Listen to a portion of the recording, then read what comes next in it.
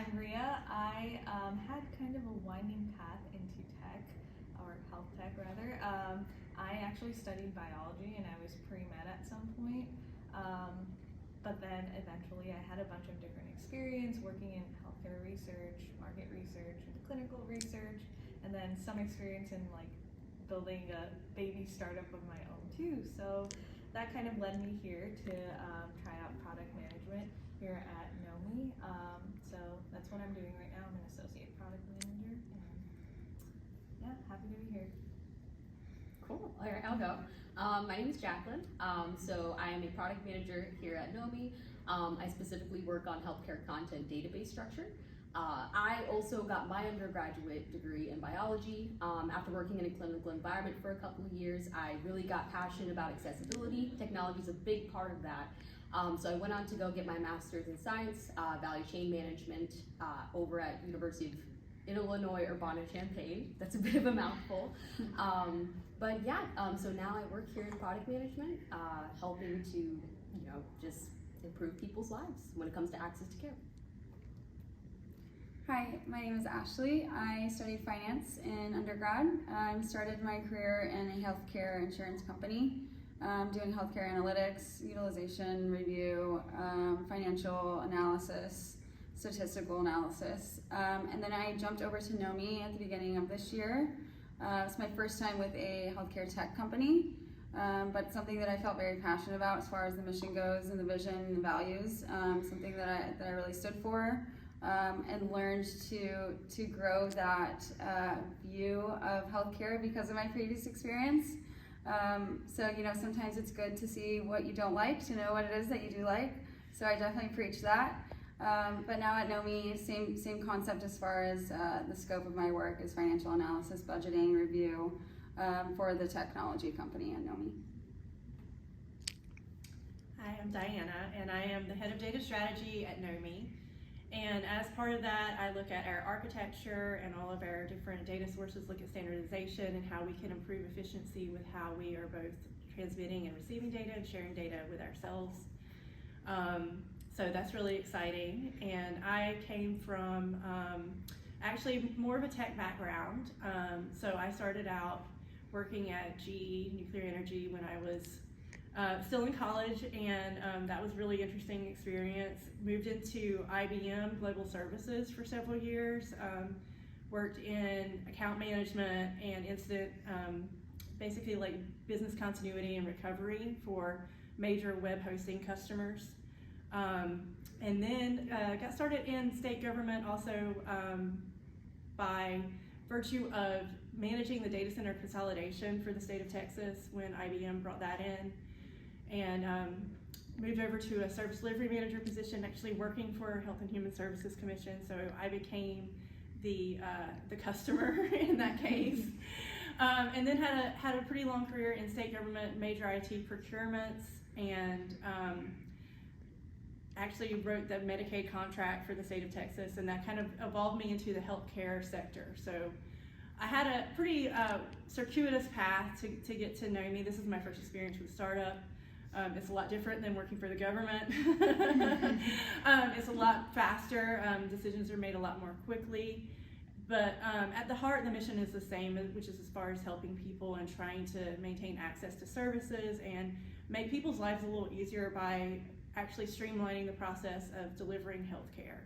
So I've taken a multifaceted approach to where I am, but it's cool. Well, let's start with you with a question. Given that you have had these different industry experiences, different company experiences, but you've had this common thread of the data piece of it. How have your skill sets maybe changed over the years, or how has that role with data changed over these different experiences you've had? Well, a lot, because first of all, the technology has improved drastically since I started my career, which was back 20 years ago. So we have a lot more opportunity now to use tools that may have been a manual operation in the past. So we have the ability to analyze and collect data, to do all kinds of really amazing like analytics type stuff with data that we weren't really able to do easily in the past without going through several permutations and like a lot of logic. It's like we've really kind of encapsulated a lot of those processes into like decisions, you know, so it's like, what do you want to see here? And it makes it easier for you to make sure that you're getting the data that you can trust, which has always been an issue for everything, is how do we know that this is going to be good data that we can rely on to make decisions, and being able to access that data, I think, has also been improved with cloud technologies. So that's been a big thing, is that, you know, technology has really ramped up, and some of the things that were really just like fantasies for us in the early days are reality and like easy, and it's like, oh yeah, we have that now. So I think that has been a huge factor in just evolving the industry. You know, even just what we were talking about a little while ago with just the virtual world, where there's a lot of things that are accessible now, whereas the access to that would have been limited in the past. And I think that kind of ties into some of the healthcare stuff that we're doing, because I do have a pretty strong government background, and I am really interested in how like technology policy and healthcare policy can influence the decisions that we can make as far as you know, how we can help people. So one of the things I've been really looking at is like social determinants of health, and how we can use analytics to really amass these huge data sets that when we look at them holistically and when we ask the right questions, and that's a big thing too, is knowing what question to ask, we can really see like some amazing insights that we can use to help people that would, you know, the logic just wasn't accessible to us in the past, or not really as easy. So I think that you know, the industry is continuing to grow. There's technologies right now that we are just beginning to really understand, and I think it's a really exciting place to be at the center point of where we can really influence those decisions and say, hey, you know what? It would be amazing if we were able to use this to do this, and like it solves a problem, and that connection when you make that is just the most exhilarating feeling. I love that, and I love the way that you talked about those connection points across the experiences and how you're able to connect your passion for policy and that human connection in the work that you're doing, and how we can do that with our STEM backgrounds. Thank you. Well, let's talk finance. Okay. So, finance in a tech world. Yes. That's maybe not the first pathway that someone would think about when they head Right. into a finance degree. So Yep. tell us a little bit more about the why behind your decisions to come into this space, and what that looks like as a business person in a Yes. tech world.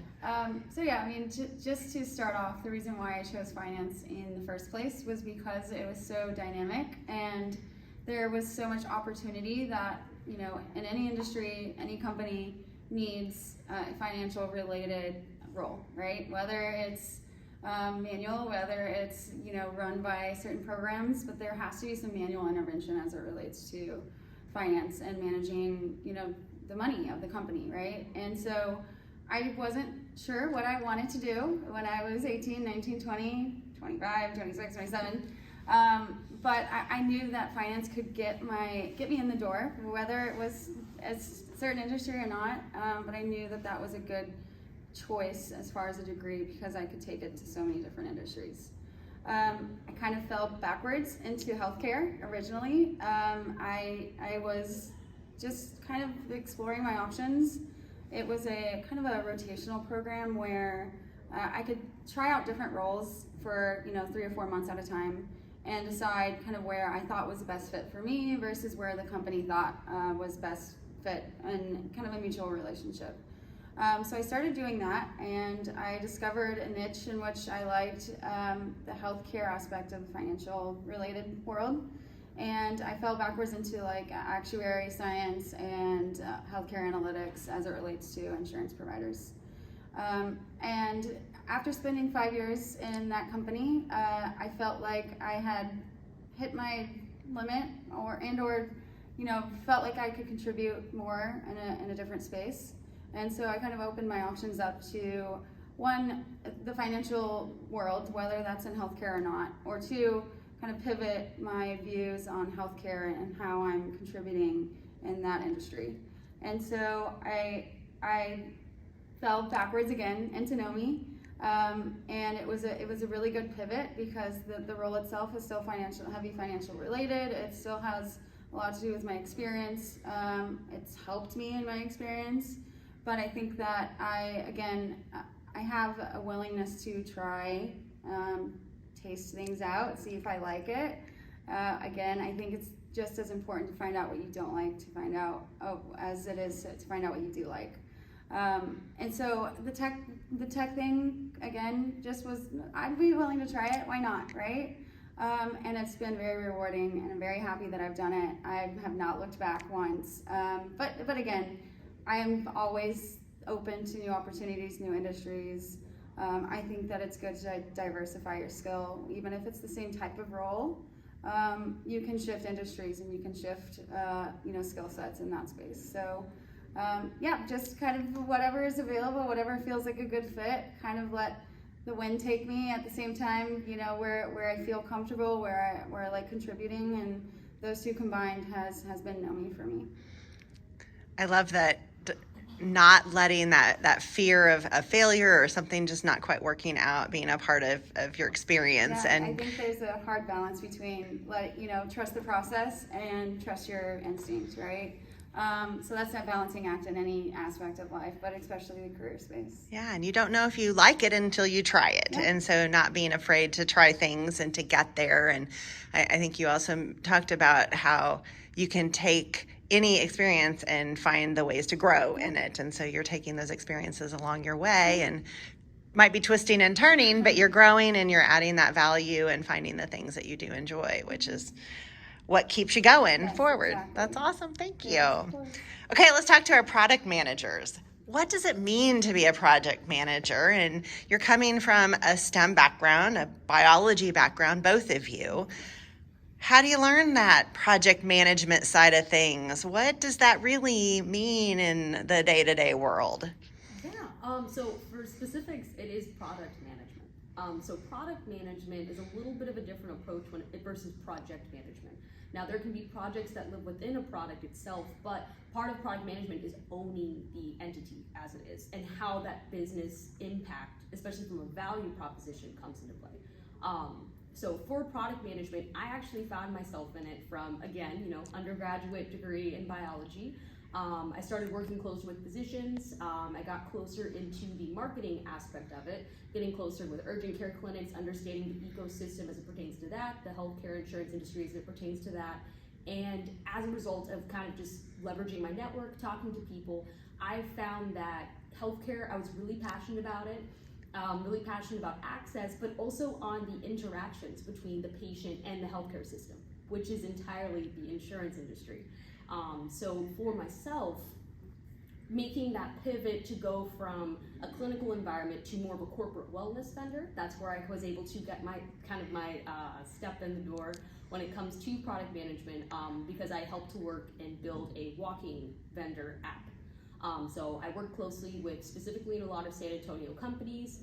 There's a lot of different things that make up the healthcare industry. There's definitely some complications, but being a part of an organization that's really partnering with individuals, putting those individuals first by really focusing on the corporation level, that's how I was able to get into specifically Artemis Health. That was then acquired by Nomi Health, and now I get to be a part of that. Very cool. Jacqueline pretty much hit the nail on the head with what product management is.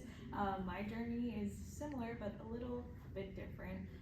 So I studied biology. I've always loved science, and I spent a lot of time doing clinical research and doing my own research studies, and I find the scientific method is actually highly transferable into product management. We're basically doing the scientific management with our product and iterating over and over again to improve the product to meet business needs and deliver the highest value possible.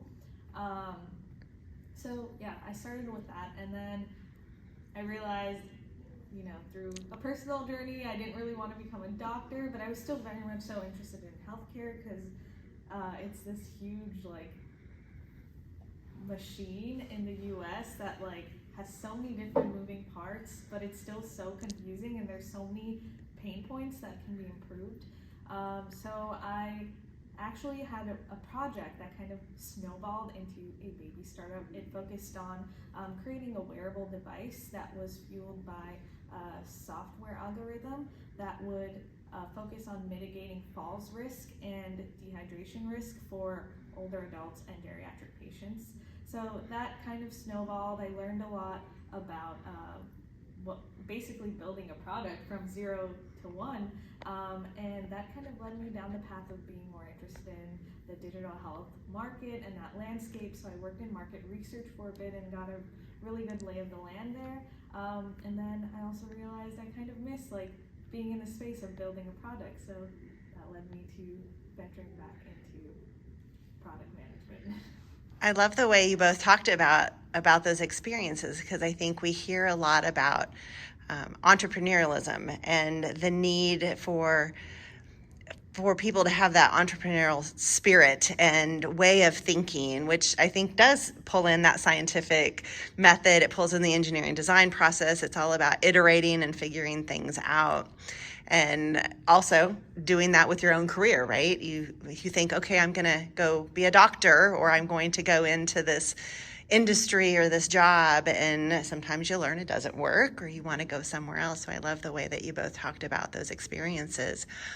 Tell me a little bit more about the people side of things, because I think there's a stereotype that if you go into these STEM disciplines, you work in a cubicle, or you work in a lab, or you work in isolation, and you're not really working with people. But both of you, with this product management role, talked about the interactions with people and the customers and all of the different folks that come together to make that possible. What does that look like? What does that interaction look like? Do you actually work in teams? What does that look like at Nomi Health and in your jobs? Yeah.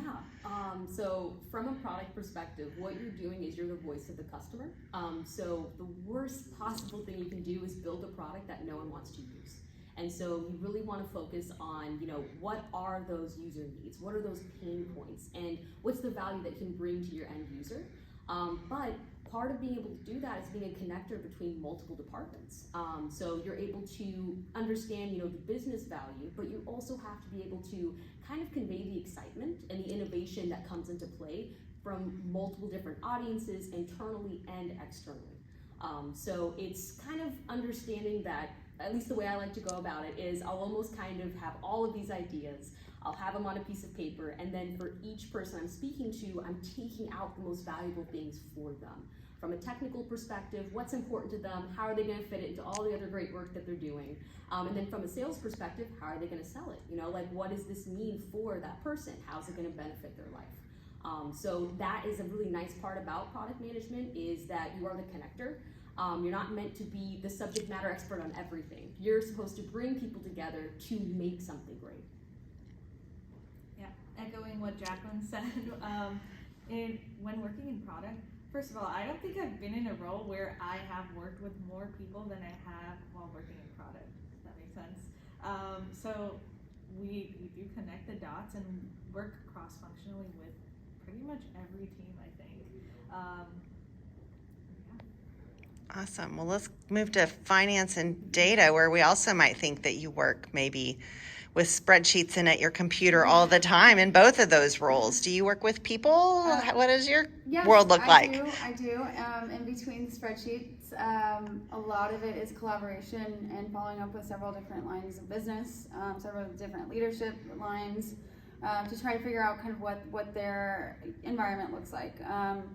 From an overall company standpoint, the financial approach is pretty much the same, but the methodologies within each department can be wildly different.